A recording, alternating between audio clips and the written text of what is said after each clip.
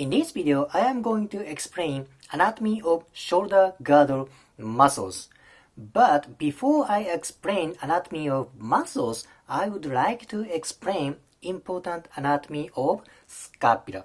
Now you are watching the scapula from posterior side. You are looking this picture from back side. So there should be a humerus here. So this is the left side of scapula. You are looking from back side. So the first thing first, the scapula has these kind of lines. So this part is, lateral side, outside. This part is medial side. So this line is lateral border of scapula, lateral border. So this line is medial border of scapula. And what is this? This kind of a bony ridge of scapula. This is spine of scapula. Not only the scapula has a bony border, scapula also has the angular shape. These two places. This one is called inferior angle because this is lower part. What is this part? This was inferior border, the lower part. This one looks on the superior part. What is it? Superior angle of scapula. It's kind of easy to remember because this kind of anatomical landmark is based on where the landmark is. Superior, upper part, inferior, lower part. Medial border, inside, lateral border, outside. So this is the basic anatomy I want you to know from back side. Now on the next part, I will show you the scapula from front side.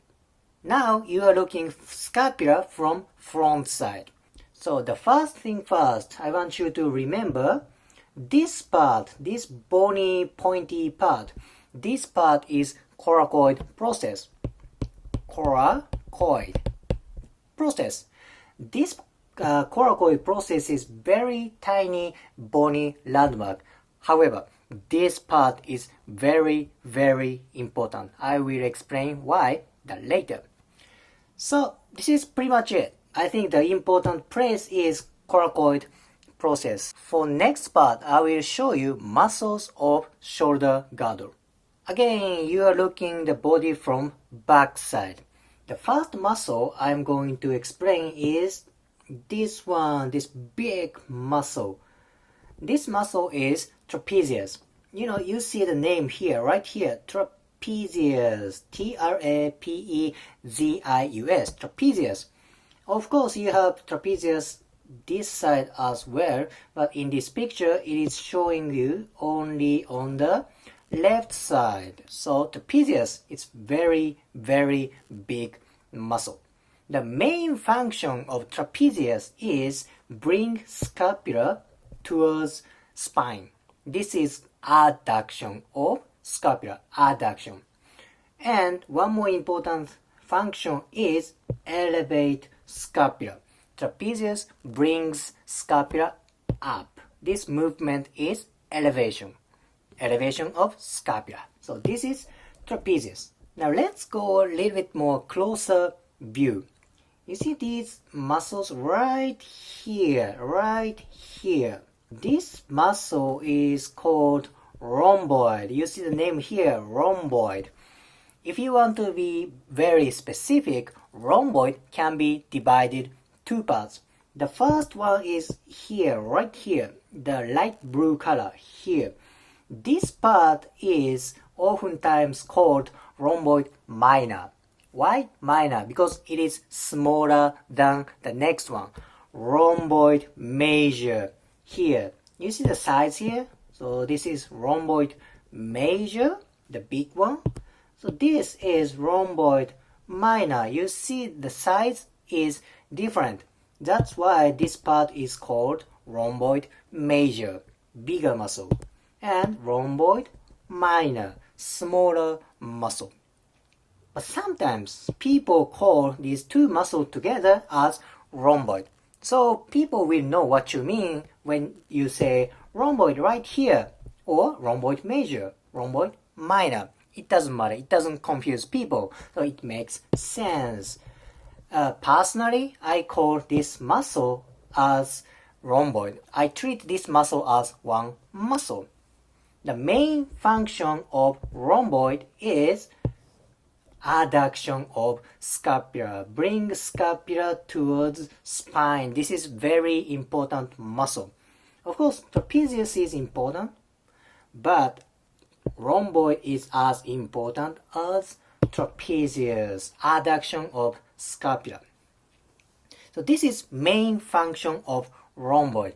If I want to be more specific, I can go much more detailed, but in this video, I want to give you the basic idea of shoulder girdle muscles. So next one is right here, this one. You see the name here, levator scapula. Levator. So what is it? Levator. What does this muscle do for scapula? It does elevation, brings scapula upward. That's why this muscle is called levator scapula. So this muscle is very important for tight shoulder right here or tight neck. Why? Because levator scapula attaches on the cervical spines. So if this levator scapula gets tight, it can affect cervical tightness or scapular tightness, or right here, tightness around here. So levator scapula, what is main function? Elevation of scapula. And do you remember the anatomical place of this part? What is it? This part is medial border of scapula. What is this one? This one right here, you can see the name, spine of scapula. Trapezius, rhomboid, levator scapula. These muscles attach on medial border and spine of scapula. Levator scapula little bit attaches on superior angle, just a little bit. However, the main part is right here, medial border and spine of scapula. That's why I explained you the bony part first. Anyway, in this part, I explained you the trapezius, rhomboid, and levator scapula. Now I will show you from front view. Now you are looking shoulder girdle from anterior view. The first muscle is right here, this kind of the fan shape muscle. This is pectoralis minor or pec minor. Pec minor. So you see pec major right here, very big muscle. Deep to pec major, you see pec minor. At first part, I said coracoid process is very important. Coracoid process right here. Why is it so important? Because pec minor attaches on coracoid process. But why is that so important? Because pec minor is very important muscle for scapular movement. This is so important muscle. If pec minor gets tight, it inhibits the movement of scapula. So if pec minor gets tight, scapula gets immovable. That's why I said coracoid process is important. Why? Because pec minor attaches right here. Actually, there's one shoulder girdle muscle which does not attach on scapula. What is it? It is right here, this tiny muscle. This muscle is inferior to clavicle.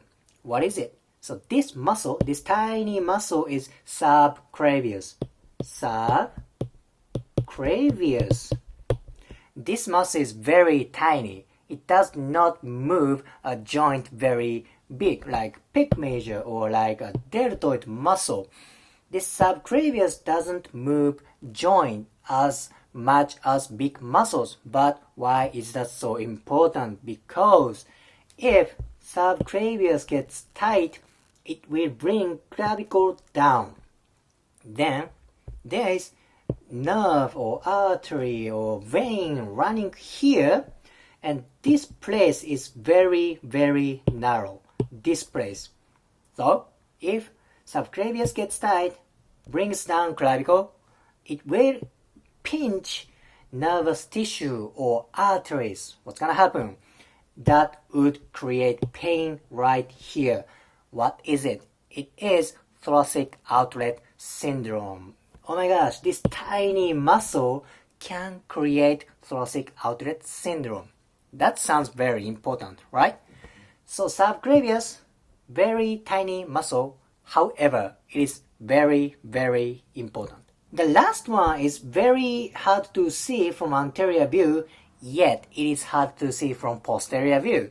So I will show you on this picture.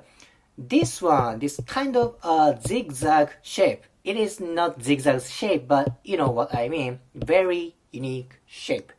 This muscle is serratus anterior. Serratus anterior. Serratus anterior.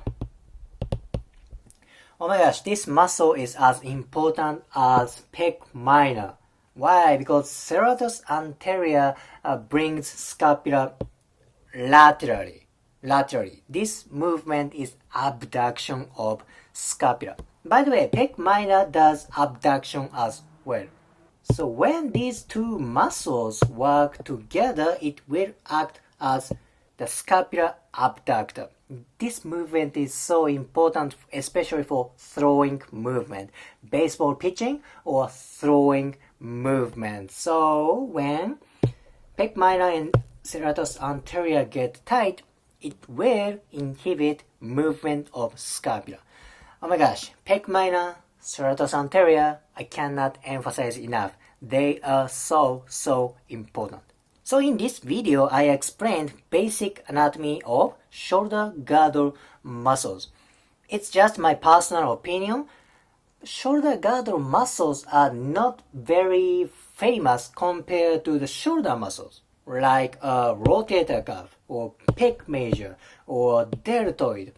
These big muscles or rotator cuffs are more famous than pec minor or serratus anterior. However, shoulder girdle muscles are also important as well as shoulder muscles.